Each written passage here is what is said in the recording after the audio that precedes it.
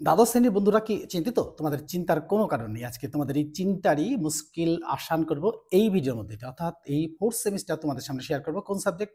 History subject. এই history subject যেখান থেকে আজকে শেয়ার করব। দেখো 4th semester 2025 subject history unit 3 আর টপিক বিদ্রোহ সমূহ ও ব্রিটিশ রাজ পার্ট 4 অর্থাৎ এই পার্ট 4 মানে আজকে এই চ্যাপ্টারটা শেষ হয়ে যাবে। এই চ্যাপ্টারটা শেষ করে দিতে পারলে কিন্তু তোমাদের একটা বেড়া এগিয়ে যাবে। অর্থাৎ এখান থেকে যে সম্ভাব্য প্রশ্নগুলো আসবে সেই প্রশ্নগুলো কিন্তু তোমাদের সাথে শেয়ার করব। আর শেয়ার করার সাথে সাথে তোমাদের কাজ হয়ে যাবে। অর্থাৎ আজকে এই যে কোনো রাইটারের বই যার কাছে আছে এই চ্যাপ্টারটা বের করে বসতে হবে। অর্থাৎ বিদ্রোহ সমূহ ব্রিটিশ রাজ এই চ্যাপ্টারটা বের করে বসলেই কিন্তু তোমরা সব পেয়ে যাবে। অর্থাৎ যার কাছে যে রাইটারের বই আছে সে সেই রাইটারের বই নিয়েই বসে যাবে। আর বসে গেলে কিন্তু আমি লাইন বাই লাইন পড়বো এবং এখান থেকে যে সম্ভাব্য 1 নম্বর 2 নম্বর বা 4 নম্বর কোশ্চেন যেগুলো আছে সেই সব কোশ্চেনগুলো কিন্তু তোমাদের সামনে শেয়ার করবো উত্তর সমেত। আর উত্তর সমেত শেয়ার করে দিলে তোমাদের আর পড়াই লাগবে না। অর্থাৎ পড়া লাগবে না বলেই আজকের এই ভিডিওটা তোমরা দেখবে।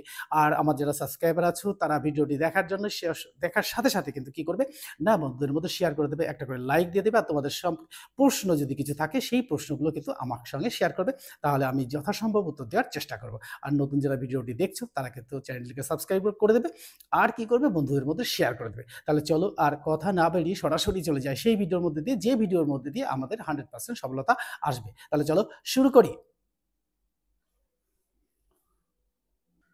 দেখো শুরুতেই আমি বলবো আজকে শেয়ার করব দ্বাদশ শ্রেণীর ইতিহাস 4th সেমিস্টার পশ্চিমবঙ্গ উচ্চ মাধ্যমিক শিক্ষা সংসদ কর্তৃক অনুমোদিত ভারত ও বিশ্বের ইতিহাস এই বই থেকে, অর্থাৎ অধ্যাপক অসিত কুমার মণ্ডল ও বিশ্বজিৎ বাগুই এর লেখা এই বইটা থেকে শেয়ার করব।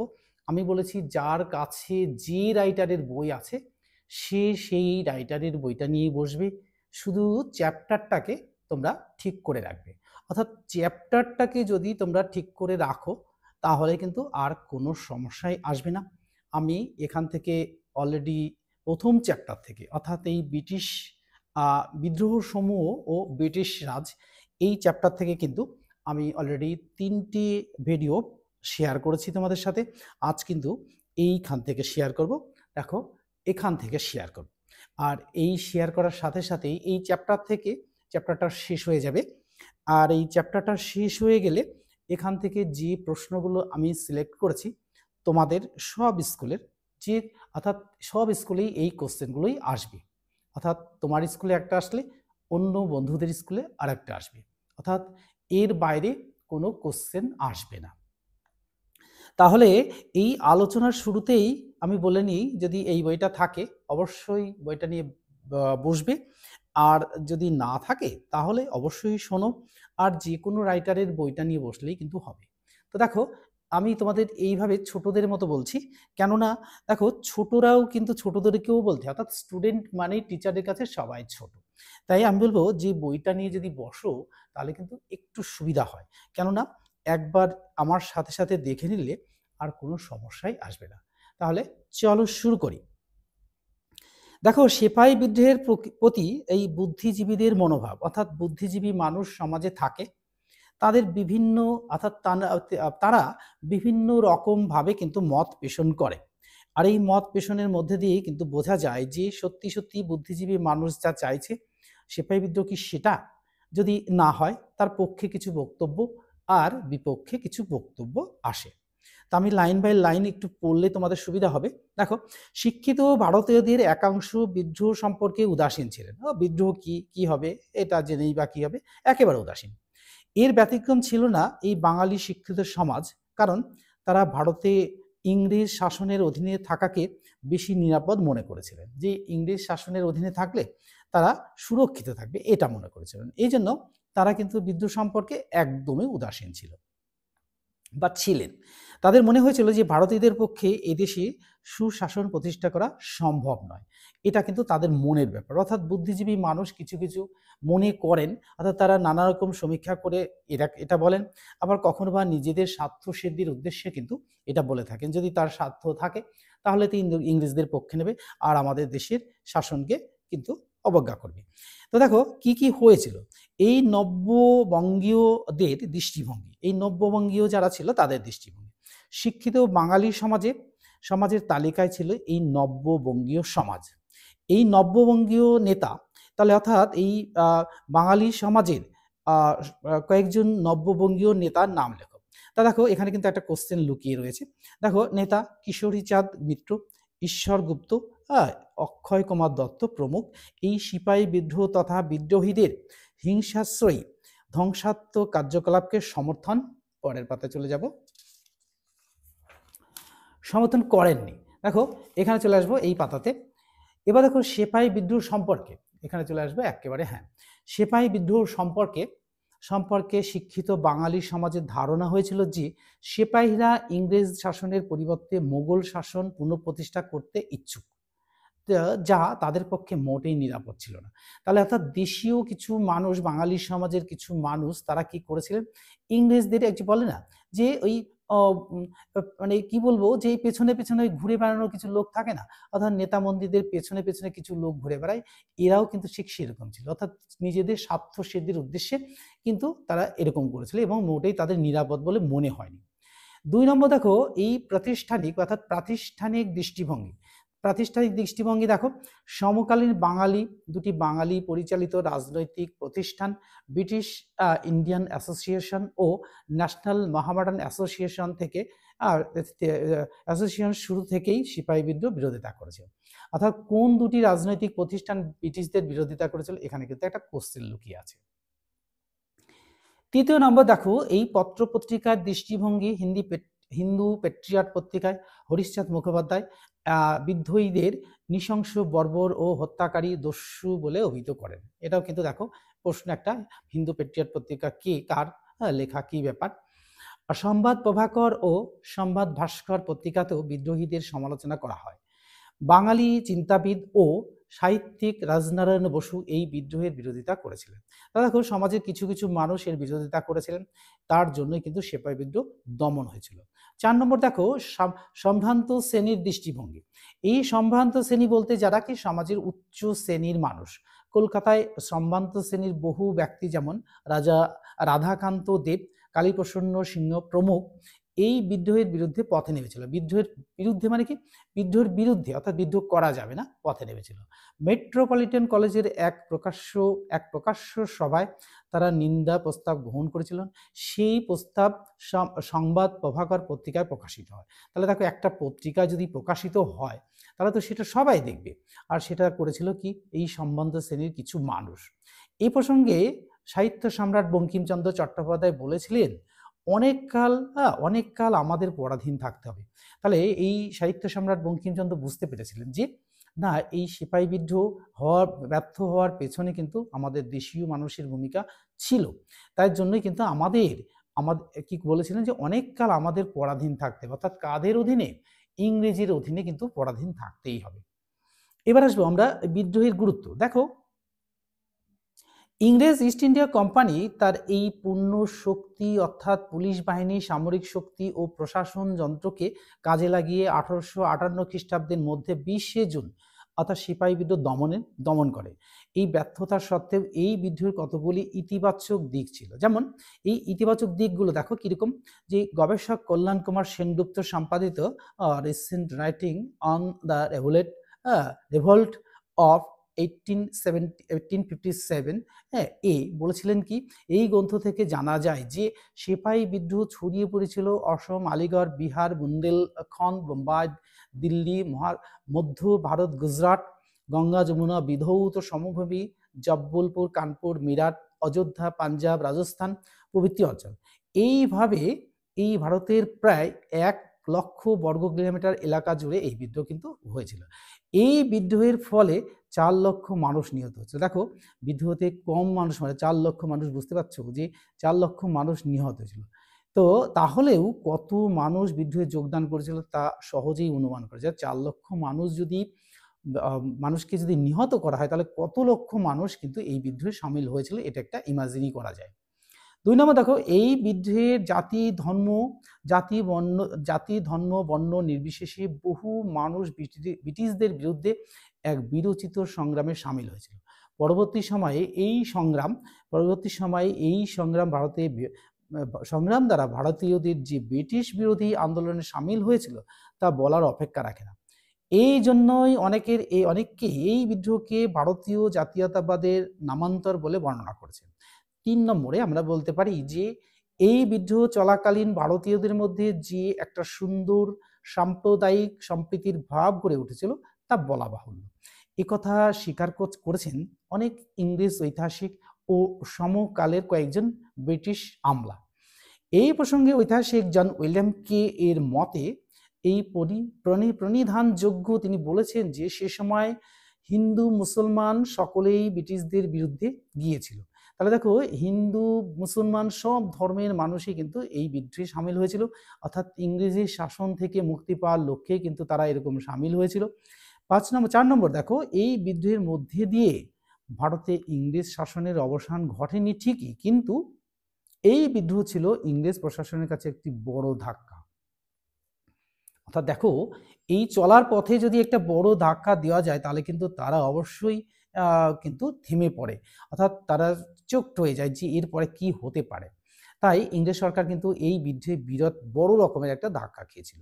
এবার আসবো আমরা এই বিদ্রোহী অর্থাৎ সিপাহী বিদ্রোহের ফলাফল না। তাহলে দেখো, ইম্প্যাক্ট অফ দ্য রেভল্ট। তাহলে দেখো, ভারতের এই আর্থ সামাজিক রাজনৈতিক ইতিহাসে এই বিদ্রোহের ফল হয়েছিল সুদূর প্রসারী। দেখো কি কি হয়েছিল। দেখো, এই 1 নম্বরে দেখো, মোগল সম্রাটের অবসান, অর্থাৎ মোগল সাম্রাজ্যের অবসান। এই বিদ্রোহ, দেখো, বিদ্রোহ অবনমিত হওয়ার সঙ্গে সঙ্গে ভারতে মুঘল সম্রাট তথা মুঘল সম্রাটের শেষ দ্বীপটুকু নিভে যায়। বিদ্রোহে যোগদানের অভিযোগ এনে ইংরেজ সরকার মোগল সম্রাট দ্বিতীয় বাহাদুর শাহ জাফরকে সপরিবারে রেঙ্গুনিয়া বর্তমান মায়ানমারে নির্বাসন দেওয়া হয়। 1862 খ্রিস্টাব্দে, অর্থাৎ 1862-তে কিন্তু 7ই নভেম্বর এখানে তার মৃত্যু হয়। তাহলে দেখো, এখানে কিন্তু এদের সবই পরিকল্পনা মাফিক চলে। এবার চলে আসবো আমরা ভারত শাসন আইন। দেখো, এই ভারত শাসন আইন অর্থাৎ সিপাহী বিদ্রোহের ঘটনায় ইংল্যান্ডের রাজনৈতিক মহলে চাঞ্চল্য তৈরি করেছিল। সেখানকার রাজনৈতিক নেতারা অনুভব করেন যে এরপর এক মুহূর্তের জন্য ইস্ট ইন্ডিয়া কোম্পানির হাতে ভারতের শাসনভার রাখা ঠিক হবে না। এরই ফলশ্রুতি 1858 খ্রিস্টাব্দে 2 আগস্ট ব্রিটিশ পার্লামেন্টে উন্নততর ভারত শাসন আইন পাশ হয়, অর্থাৎ ভারত শাসন আইন পাশ হয় 1858 খ্রিস্টাব্দে 2 আগস্ট।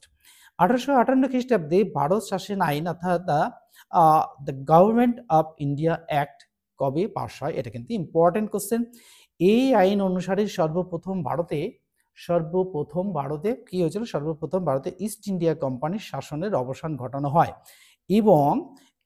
এবং ব্রিটিশ সাম্রাজ্ঞী ভিক্টোরিয়ান নামে এক ব্রিটিশ সরকারি সরাসরি ভারত শাসনের দায়িত্ব নিজের হাতে তুলে নেয়। তাহলে এখানে কিন্তু একটা কোশ্চেন এসে থাকে, এখানে কতগুলো কোশ্চেন এসে যাচ্ছে, অর্থাৎ এই গভর্নমেন্ট অফ ইন্ডিয়া অ্যাক্ট কত সালে পাস হয়। আচ্ছা, এবার আসবো এই আইনের শর্তাবলী কি। এই আইন অনুসারে বোর্ড অফ কন্ট্রোলের অবসান ঘটানো হয়। আর কি করা হয়, 2 নম্বর, ব্রিটিশ সাম্রাজ্যের প্রতিনিধি হিসাবে ভারত শাসনের দায়িত্ব দেওয়া হয়, অর্থাৎ secretary of the state for India বা ভারত বিষয়ক একজন মন্ত্রীর উপরে। তাকে এবার চলে আসবে, এখানে যাওয়ার আগে দেখো এখানে কয়েকটা কোশ্চেন লুকিয়ে রয়েছে যে পরাধীন ভারতের প্রথম গভর্নর জেনারেল কে ছিলেন, এটাও ইম্পর্টেন্ট কোশ্চেন। শেষ গভর্নর জেনারেল কে ছিল, এটাও ইম্পর্টেন্ট। আর পরাধীন ভারতের প্রথম ভাইসরয় বা রাজ প্রতিনিধি ছিলেন কে, এটাও ইম্পর্টেন্ট। আর শেষ পর্যন্ত ভাইসরয় ছিলেন লর্ড মাউন্টব্যাটেন, এটাও কিন্তু ইম্পর্টেন্ট। তাহলে দেখো, ইম্পর্টেন্ট কিছু কোশ্চেন এখানে কিন্তু এসেই যায়। এবার চলে আসবো যে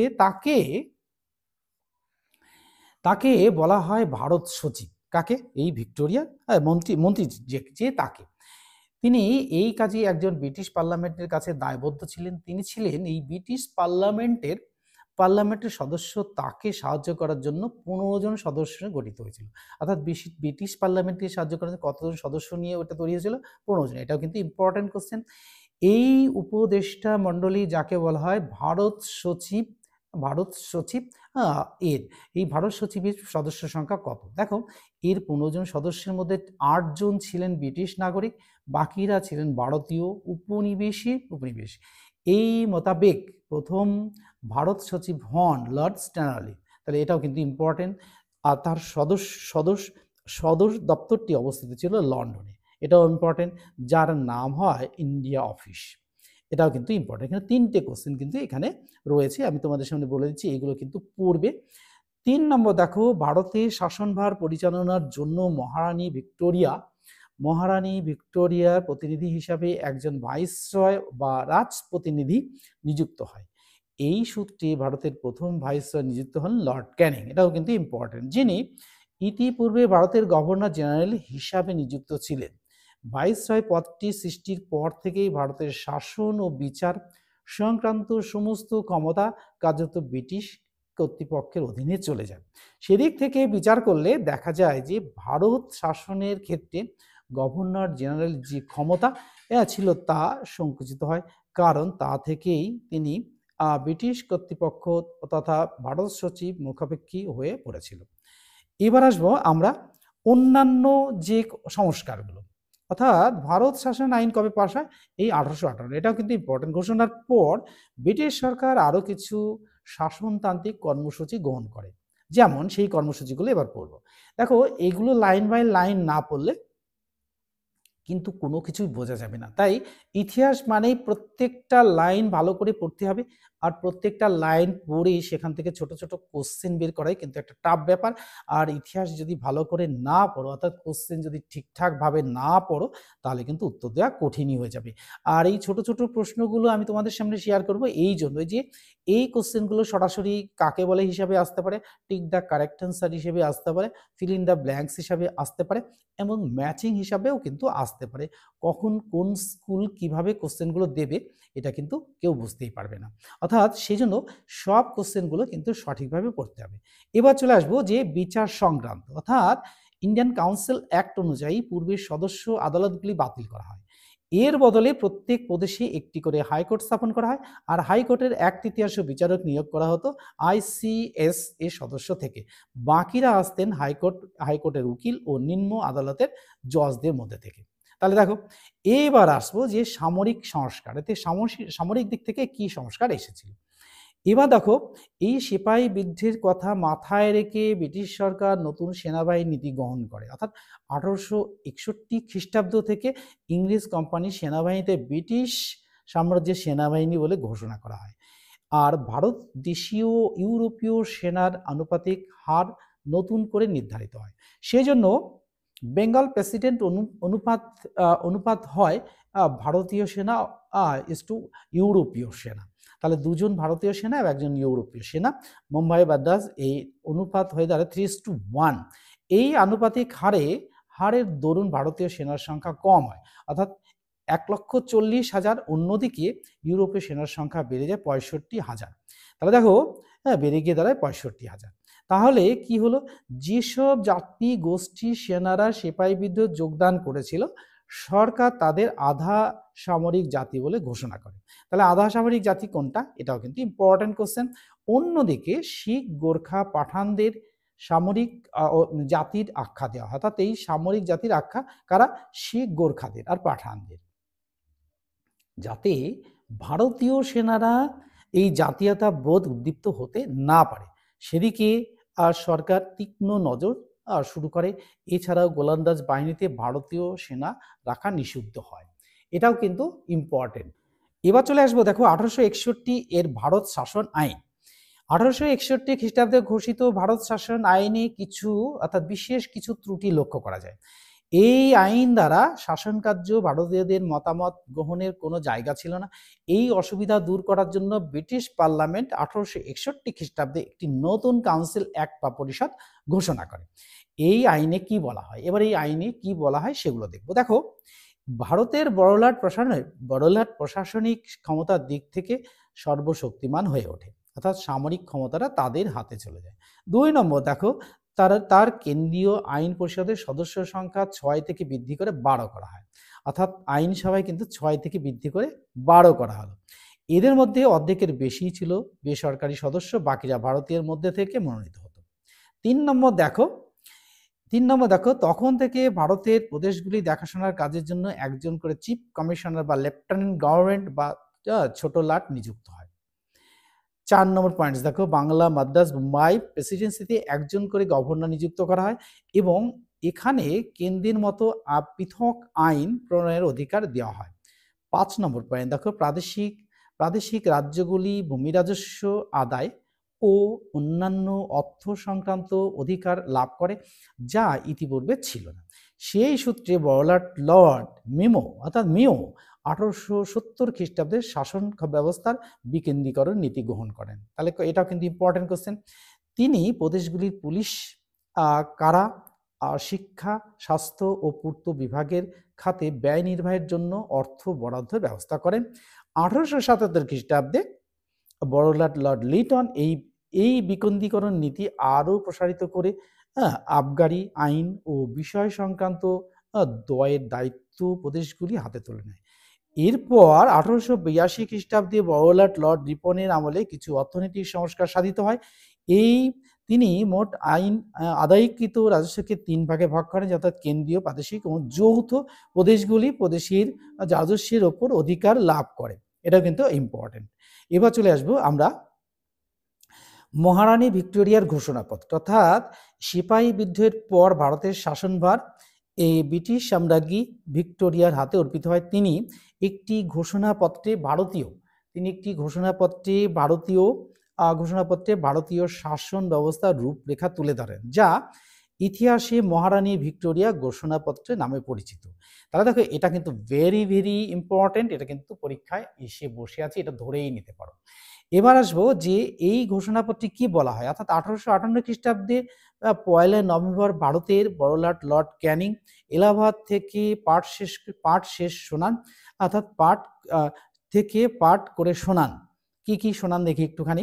দেখো, ভারতীয়দের আনুগত্য লাভের জন্য এই ঘোষণাপত্রে বলা হয়, 1 নম্বর দেখো, ভারতবাসীর ধর্ম পালন ও সামাজিক ক্ষেত্রে সরকার কোনরূপ হস্তক্ষেপ করবে না। 2 নম্বর, জাতি ধর্ম নির্বিশেষে ভারতীয় সকল নাগরিক সরকারি চাকরির ক্ষেত্রে সমান। এবার চলে যাব আমরা পরের পাতায়, অর্থাৎ 14 পাতাতে চলে যাব। আর এখানে গিয়ে কিন্তু এই পাতাটাই শেষ হয়ে যাবে, অধিকার লাভ করে। তাহলে দেখো, 3 নম্বর দেখো, শর্ত বিলোপ নীতি প্রত্যাহার করা হয়। 4 নম্বর দেখো, কেন্দ্রীয় রাজ্যগুলির দত্তক পুত্র গ্রহণ করতে পারবে।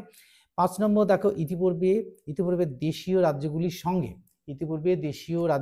সঙ্গে সরকারের যে সমস্ত চুক্তি হয়েছে তা বহাল থাকবে।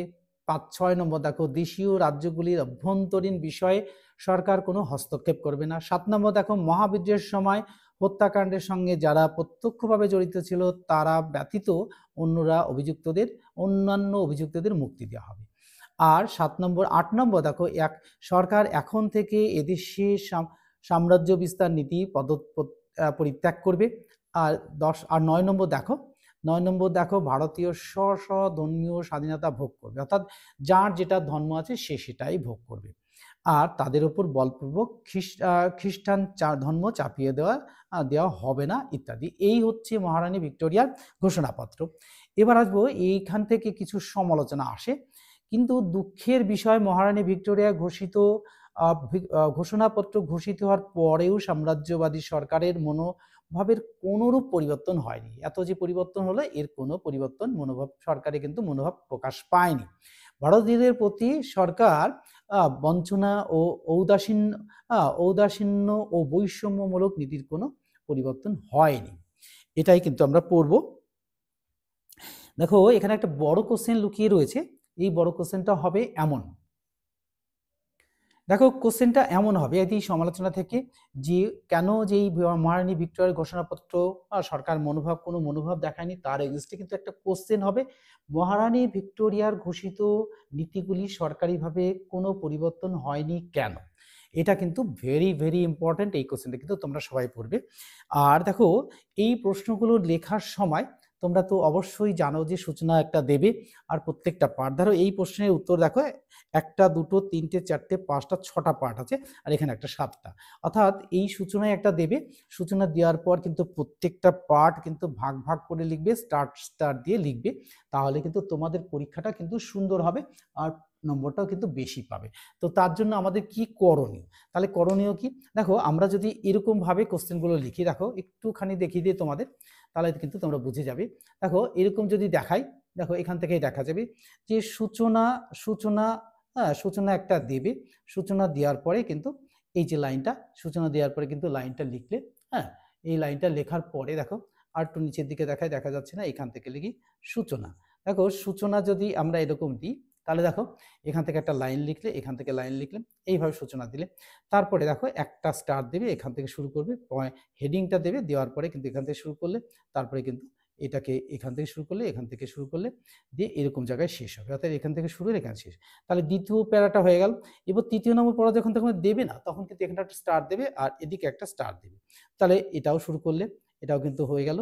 তারপরে দেখো আবার 3 নম্বর প্যারা দেবে, এখানে একটা স্টার দিয়ে, এখানে একটা স্টার দিয়ে, এখানে একটা স্টার দিয়ে, এভাবে কিন্তু কোশ্চেনগুলো লিখবে। তাহলে দেখো এই পার্টটা কিন্তু ঠিকঠাক থাকবে, আর স্টারটা এদিকে এগোবে, এই লেনটা ঠিক রাখতে হবে, এদিকে কিন্তু এগোবে, তাহলে কিন্তু নম্বরটা পেয়ে যাবে তোমরা। তাহলে এইভাবে যদি লিখো, তাহলে কিন্তু নম্বরটা তোমাদের সত্যিই সুন্দর এসে যাবে।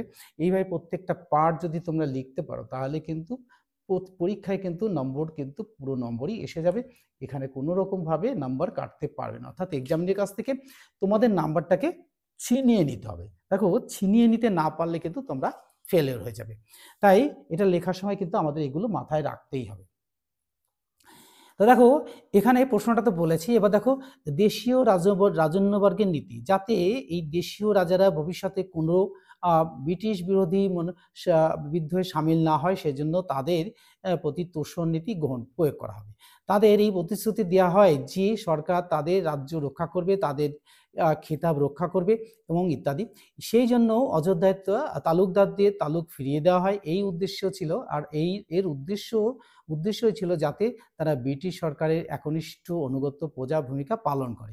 ব্রিটিশ সরকার এইভাবে এই সামন্ততান্ত্রিক শক্তিগুলোকে জনসাধারণ থেকে বিচ্ছিন্ন করে তাদের সাহায্যে ভারতে এই সাম্রাজ্যবাদ কায়েম করার নীতি চালু করেছিল। এটা কিন্তু ভেরি ইম্পর্টেন্ট। দেখো ব্রিটিশরা যা কিছু করেছে, তোমরা ভেবো না যে ব্রিটিশরা যে একটা করেছে এটা কিন্তু খুব সহজ, কিন্তু কোনোটাই সহজ নয়। এবার দেখো এইভাবে তোমরা এই যে জাতিভেদ বিদ্বেষ, এই জাতিভেদ বিদ্বেষ মহারানী ভিক্টোরিয়ার ঘোষণাপত্রে এ দেশীয় বা ইউরোপীয়দের প্রতি সম আচরণ ও সমানাধিকার প্রতিষ্ঠার কথা বলা হলেও কার্যত তা অনুসরণ করা হয়নি, অর্থাৎ কথায় বলা হয়েছে কিন্তু করা হয়নি। এটা কিন্তু ইম্পর্টেন্ট। সেপাই বিদ্রোহের সময় ভারতীয় ও ইউরোপীয়দের মধ্যে যে বিদ্বেষ সন্দেহের বাতাবরণ গড়ে উঠেছিল, তার অবসান হয়নি, বরং 1858 খ্রিস্টাব্দের পর তা যথেষ্ট বৃদ্ধি পেয়েছিল। কারণ এই সময় থেকে ইংরেজরা নিজেদের শ্রেষ্ঠত্ব প্রকাশ করা শুরু করেছিল এবং তাদের আচরণ প্রকাশিত হয় যে রাজার জাতি ও বিজেতা সুলভ মনোভাব, অর্থাৎ অন্যদিকে ভারতীয়দের প্রতি তাদের দুর্ব্যবহার, জাতি বিদ্বেষ ও ঘৃণার ভাব গড়ে ওঠে। এর প্রভাব পড়ে তাদের হাবভাব এবং প্রতিটি কর্মকাণ্ডে। তারপর দেখো চাকরি ক্ষেত্রে চলে আসে, অর্থাৎ দেখো চাকরির ক্ষেত্রে বৈষম্যমূলক। দেখো মহারানী ভিক্টোরিয়া ঘোষণাপত্রে সরকারি চাকরির ক্ষেত্রে জাতি ধর্ম নির্বিশেষে সকল ভারতীয়দের দ্বার উন্মুক্ত করার কথা বলা হলেও তা বাস্তবায়িত হয়নি। বিশেষ করে উচ্চ পদগুলিতে ভারতীয় এই প্রবেশাধিকার সংকুচিত করা হয়। যেমন দেখো প্রথমে সিভিল সার্ভিস পরীক্ষায় বসার বয়স ধার্য করা হয়েছিল 23 বছর, কিন্তু 1876 খ্রিস্টাব্দে তা কমিয়ে করা হলো কত, 19 বছর।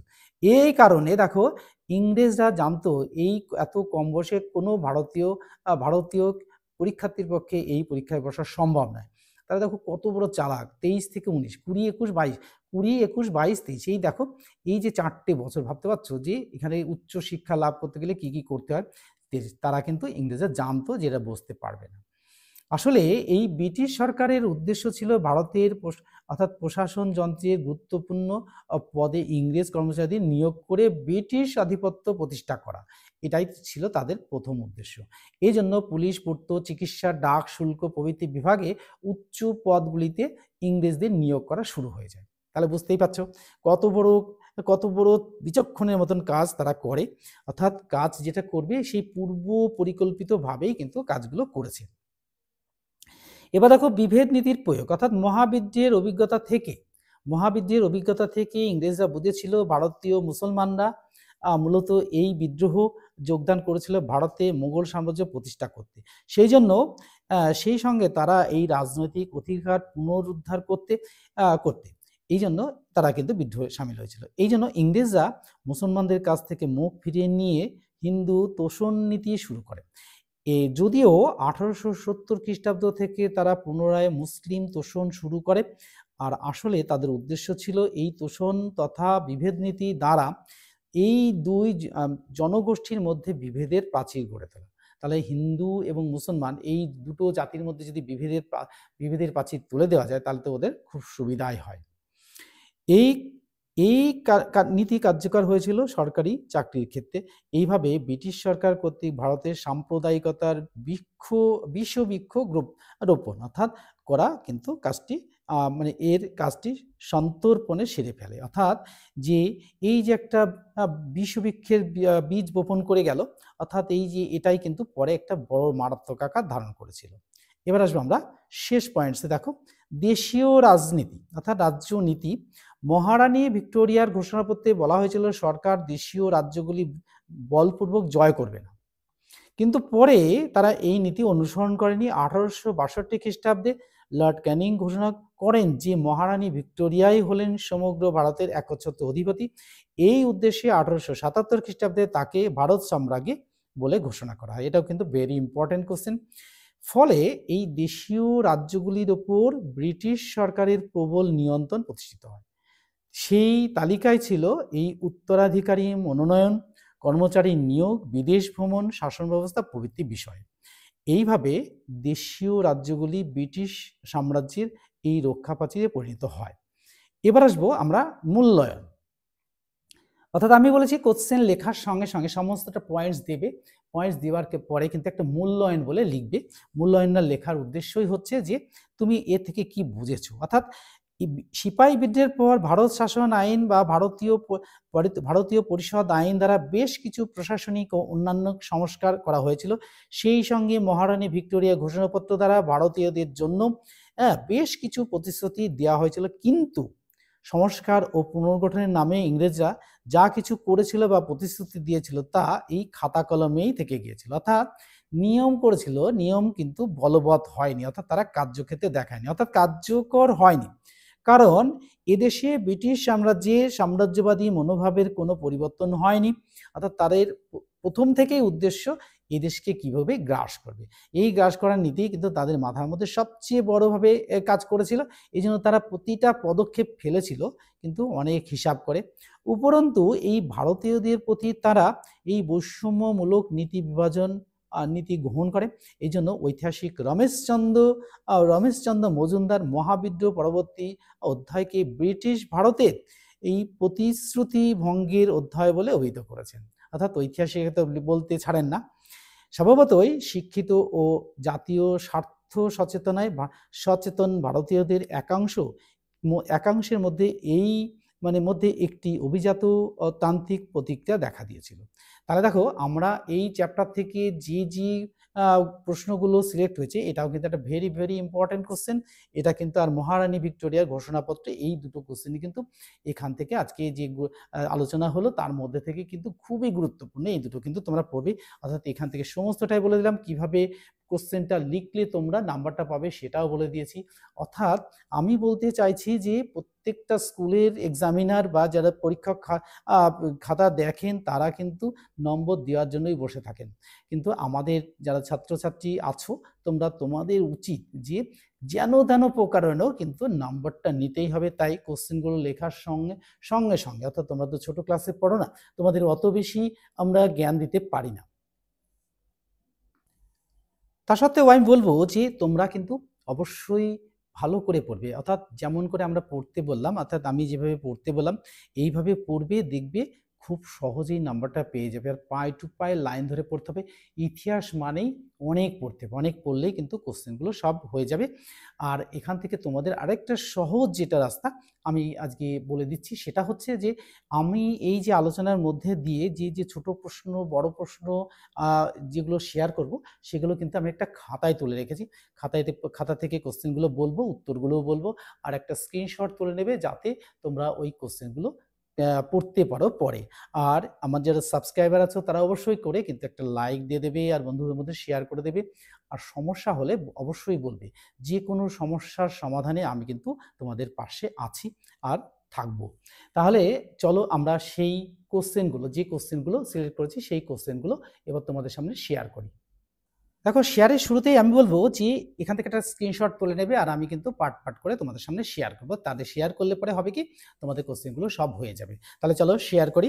এবার দেখো, এখানে আজকে শেয়ার করবো যে নব্যবঙ্গীয় 1 নম্বর কোশ্চেনটা হচ্ছে বঙ্গীয় সমাজে তিনজন অন্যতম নেতার নাম লেখো, অর্থাৎ কিশোরী চাঁদ মিত্র, ঈশ্বরচন্দ্র গুপ্ত ও অক্ষয় কুমার দত্ত। 2 নম্বর কোশ্চেন দেখো, কোন দুটি বাঙালি পরিচালিত রাজনৈতিক প্রতিষ্ঠান, অর্থাৎ কোন দুটি বাঙালি পরিচালিত রাজনৈতিক প্রতিষ্ঠানের নাম লেখো, অর্থাৎ ব্রিটিশ ইন্ডিয়া অ্যাসোসিয়েশন ও ন্যাশনাল মহামেডান অ্যাসোসিয়েশন, এই দুটো কিন্তু পরিচালিত হয়েছিল। 3 নম্বর কোশ্চেন দেখো, হিন্দি পেট্রিয়ট পত্রিকার সম্পাদক কে ছিলেন, অর্থাৎ হরিশচন্দ্র মুখোপাধ্যায়। 4 নম্বর কোশ্চেন দেখো, সংবাদ প্রভাকর ও সংবাদ ভাস্কর পত্রিকা দুটির লেখক কে, অর্থাৎ সংবাদ প্রভাকরের লেখক হলেন কে, ঈশ্বর গুপ্ত, এবং সংবাদ ভাস্কর শ্রীনাথ রায়। অনেক চলে যাবে এবার পরের প্রশ্নগুলোতে। দেখো, পরের প্রশ্নগুলো শেয়ার করার সঙ্গে সঙ্গে আমি বলবো যে এখান থেকে একটা স্ক্রিনশট তুলে নেবে, তাহলে কিন্তু তোমাদের পড়তে সুবিধা হবে। তোমরা কিন্তু স্ক্রিনশটটা তুলে নাও। হ্যাঁ, দেখো, অনেককাল আমাদের পরাধীন থাকতে হবে, এটি কার কথা, অর্থাৎ সাহিত্য সম্রাট বঙ্কিমচন্দ্র চট্টোপাধ্যায়ের কথা। অর্থাৎ recent rising on the revolt, এই গ্রন্থটির লেখককে, অর্থাৎ বিখ্যাত গবেষক কল্যাণ কুমার সেনগুপ্ত। এটাও কিন্তু ভেরি ইম্পর্টেন্ট, যে কোশ্চেনগুলো শেয়ার করছি সেগুলো কিন্তু ভেরি ইম্পর্টেন্ট। 7 নম্বর কোশ্চেন দেখো, সেই সময় হিন্দু মুসলমান সকলেই ব্রিটিশদের বিরুদ্ধে গিয়েছিল, এটি কার কথা, ঐতিহাসিক জন উইলিয়াম কিন্তু বলেছিলেন। তারপর দেখো 8 নম্বর কোশ্চেন, দ্বিতীয় বাহাদুর শাহ জাফর কে ছিলেন, তার কত সালে মৃত্যু হয়। দ্বিতীয় বাহাদুর শাহ জাফর ছিলেন মোগল সম্রাট, তার 1862 খ্রিস্টাব্দে মৃত্যু হয়। 9 নম্বর কোশ্চেন দেখো, government of the India act কবে পাস হয়, 1858 সালের 2রা আগস্ট কিন্তু এটা পাস হয়। এবার চলে যাবো আমরা পরের পাতাতে কিন্তু অনেকগুলো কোশ্চেন শেয়ার করেছি, সেই কোশ্চেনগুলো কিন্তু তোমাদের সাথে শেয়ার করবো। শেয়ার করার আগে কিন্তু একটা স্ক্রিনশট তুলে নাও, স্ক্রিনশট তুলে নিলে কিন্তু তোমাদের পড়তে সুবিধা হবে। আর পড়তে সুবিধা হলেই কিন্তু আমার লাভ, অর্থাৎ তোমরা সুবিধা পেলেই আমাদের লাভ, অর্থাৎ ছাত্রছাত্রীর লাভে কিন্তু টিচারের লাভ। তাহলে এখান থেকে এখন শেয়ার করব। দেখো, অর্থাৎ 10 নম্বর কোশ্চেন দেখো, পরাধীন ভারতের প্রথম গভর্নর জেনারেল কে ছিলেন, লর্ড উইলিয়াম বেন্টিং। এটাও কিন্তু ইম্পর্টেন্ট। 11 নম্বর কোশ্চেন দেখুন, পরাধীন ভারতের শেষ গভর্নর জেনারেল কে ছিলেন, লর্ড ক্যানিং। তারপরে 12 নম্বর কোশ্চেন দেখো, পরাধীন ভারতের প্রথম ভাইসরয় আর শেষ ভাইসরয় কে ছিলেন। প্রথম ভাইসরয় ছিলেন অর্থাৎ লর্ড ক্যানিং, আর শেষ ভাইসরয় ছিলেন হচ্ছে লর্ড মাউন্টব্যাটেন। এটাও কিন্তু ভেরি ইম্পর্টেন্ট। এবার চলে আসবো 13 নম্বর question, council of India act পরিচালিত পরিষদের সদস্য সংখ্যা কত ছিল, অর্থাৎ 15 জন ছিল। 14 নম্বর কোশ্চেন দেখো, প্রথম ভারত সচিব কে ছিলেন, অর্থাৎ লর্ড স্ট্যানারলি। 14 নম্বর। 15 নম্বর কোশ্চেন দেখো, কে কত সালে শাসন ব্যবস্থার বিকেন্দ্রীকরণ নীতি গ্রহণ করেন, অর্থাৎ বড়লাট লর্ড লিটন 1877 খ্রিস্টাব্দে এটা কিন্তু গ্রহণ করেন। এবার চলে আসবো আমরা পরের পাতাতে, অর্থাৎ পরের পাতাতে কিন্তু এখান থেকে কিন্তু একটা স্ক্রিনশট তুলে নেবে, তাহলে কিন্তু তোমাদের পড়তে সুবিধা হবে। হ্যাঁ, এবার চলে যাব। দেখো, মহারানী ভিক্টোরিয়ার ঘোষণাপত্র কবে প্রকাশিত হয়, অর্থাৎ এই 1858 খ্রিস্টাব্দের 1 নভেম্বর। 17 নম্বর কোশ্চেন দেখো, টিকা লেখো মহারানী ভিক্টোরিয়ার ঘোষণাপত্র। এটা কিন্তু তোমাদের সামনে শেয়ার করেছি 14 পাতায়। দেখো, এই বইটার, অর্থাৎ এই যে বইটা আমি বললাম 14 পাতায়, এখান থেকে কিন্তু তোমরা একটু শেয়ার করে নেবে। আমি তাও সত্ত্বেও কিন্তু আমি তোমাদের সাথে দিয়ে দিচ্ছি 13 পাতা থেকে 14 পাতা। দেখো, 13 পাতা থেকে 14 পাতা, আমরা চলে যাব 13 পাতা থেকে 14 পাতা। দেখো, এখান থেকে কিন্তু এই কোশ্চেনটা শেয়ার করে নেব। দেখো, এই যে 13 পাতা থেকে 14 পাতা, দেখো এখান থেকে, ঠিক এই যে মহারানী ভিক্টোরিয়ার ঘোষণাপত্র, এখান থেকে আমি তোমাদের সঙ্গে শেয়ার করেছি, তার সাথে এখান থেকে একটা স্ক্রিনশট তুলে নেবে, আর বাকিটা কিন্তু এই পাতাতে রয়েছে, এটা কিন্তু এখান থেকে তুলে নেবে। দেখো এই যে এই পর্যন্ত কিন্তু কোশ্চেনের উত্তরটা তোমরা একটু তুলে নাও স্ক্রিনশট, আমি ব্যবস্থা করে দিচ্ছি, অর্থাৎ স্ক্রিনশট তোলার মতন ব্যবস্থা। হ্যাঁ, অবশ্যই তুলে নিয়েছো। হ্যাঁ, এবার চলে যাব আমরা আবার পরের প্রশ্নটাতে। দেখো এই পরের প্রশ্নটা বলতে গেলে দেখো 18 নম্বর কোশ্চেন, কত সালে কে ভারত সাম্রাজ্ঞী বলে ঘোষণা করা হয়? কাকে, অর্থাৎ কাকে ভারত সাম্রাজ্ঞী বলে ঘোষণা করা হয়? 1877 খ্রিস্টাব্দে মহারানী ভিক্টোরিয়াকে এটা কিন্তু করা হয়। 19 নম্বর কোশ্চেন দেখো, কে আহ, আহ, কে ঘোষণা করেন যে মহারানী ভিক্টোরিয়ায় আর সমগ্র ভারতবর্ষের একচ্ছত্র অধিপতি, অর্থাৎ লর্ড ক্যানিং 1862 সালে কিন্তু এটা ঘোষণা করেন। 20 নম্বর কোশ্চেন দেখো, 20 নম্বর কোশ্চেনটা তোমাদের সামনে অনেকক্ষণ শেয়ার করেছি, তার সত্ত্বেও আবার আমি বলে দেবো যে 20 নম্বর কোশ্চেন দেখো, মহারানী ভিক্টোরিয়া, কোশ্চেনটা ভালো করে বুঝে করবে, হ্যাঁ, অর্থাৎ উল্টাপাল্টা লিখে ফেলবে না। মহারানী ভিক্টোরিয়ার ঘোষিত নীতিগুলি সরকারিভাবে কোনো পরিবর্তন হয়নি কেন? এটা কিন্তু দুটো কোশ্চেনই কিন্তু ভেরি ইম্পর্টেন্ট। এই দুটো কোশ্চেন কিন্তু তোমরা পড়বে। এবার এখান থেকে কোশ্চেনটা কোথা থেকে শেয়ার করবে, অর্থাৎ 14 পাতায়। দেখো আমি 14 পাতায় বলে দিচ্ছি, এই দেখো 14 পাতায়, এই যেখান থেকে সমালোচনা, এখান থেকে কিন্তু পুরোটা কিন্তু তোমরা ভালো করে পড়বে। এই পাতাটা কিন্তু একটা স্ক্রিনশট তুলে নাও, স্ক্রিনশট তুলে নিলে কিন্তু তোমাদের পড়তে সুবিধা হবে। আমি বলবো যে এখান থেকে একদম শুরু করে ঠিক এই জায়গা থেকে, এখান থেকে স্ক্রিনশট তুলে নাও একদম পুরোটা, এটা পড়ে নিলেই কিন্তু এখান থেকে সব কোশ্চেনটার সমাধান হয়ে যাবে। অর্থাৎ বইটা কি না, আমরা বলেছি যে আগেই বলেছি কোন বই থেকে, অর্থাৎ পাতাটা তোমাদের মনে রাখতে, ভারত ও বিশ্বের ইতিহাস, অধ্যাপক অসিত কুমার মণ্ডল ও বিশ্বজিৎ বাগবই, এই বই থেকে কিন্তু তোমরা পাতাটা খুঁজে বেড়াবে। তো তাই আমি বলে দিলাম। তাহলে দেখো এখান থেকে যে কোশ্চেন আমি তোমাদের সামনে শেয়ার করলাম, এই কোশ্চেনের বাইরে কোনো কোশ্চেন আসবে না। তোমরা 100% ধরে নিতে পারো যে এই চ্যাপ্টার থেকে যে কোশ্চেন শেয়ার করা হলো, এই কোশ্চেনগুলো এক এক স্কুলে এক এক রকম ভাবে আসবে, সব কোশ্চেনই কিন্তু তোমাদের পরীক্ষায় আসবে। তাহলে আজকের এই ভিডিওটি তোমাদের কেমন লাগলো অবশ্যই কমেন্ট বক্সে লিখে জানাবে, আর আমার যারা সাবস্ক্রাইবার আছো তারা কিন্তু একটা করে লাইক দিয়ে দেবে আর বন্ধুদের মধ্যে শেয়ার করে দেবে। আর নতুন যারা ভিডিও দেখছো তারা কিন্তু সাবস্ক্রাইব করে দেবে চ্যানেলটিকে, আর কি করবে, একটা লাইক দিয়ে দেবে। তাহলে কি হবে, তোমরা যেমন মোটিভেটেড হবে, আমিও মোটিভেটেড হব, এরকম গুরুত্বপূর্ণ ভিডিও নিয়ে তোমাদের সামনে হাজির হব। Good bye friends.